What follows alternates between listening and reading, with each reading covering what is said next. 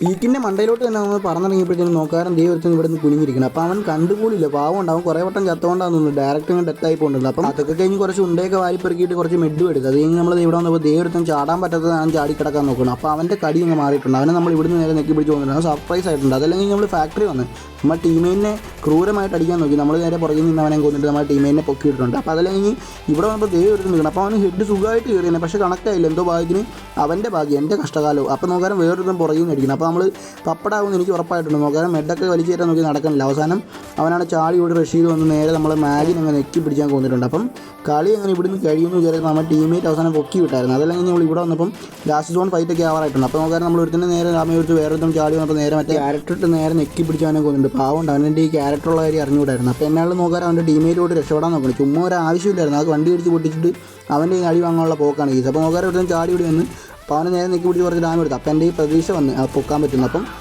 പുറകിൽ നിന്ന് അടിച്ച് നമ്മളെ കൊണ്ടുണ്ട്. അപ്പം മാസ്റ്റർ ലോബി ആയിരുന്നു, കുറച്ച് പ്രശ്നം കിട്ടി. അടുത്തൊരു